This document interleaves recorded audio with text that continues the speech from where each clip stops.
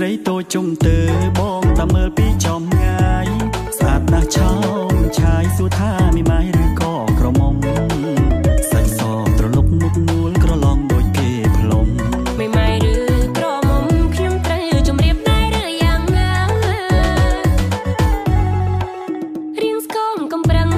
មកនឹងឆាន់ថយឲ្យលឿនកុំមកធ្វើជុំរឿនដល់ចូលយករបាយការណ៍ស្រវឹងទាំងថ្ងៃនេះយីមកគេតែក្លិនស្រាស្រវឹងឯណាបើស្រវឹងស្នេហាអាចថាខ្លាំង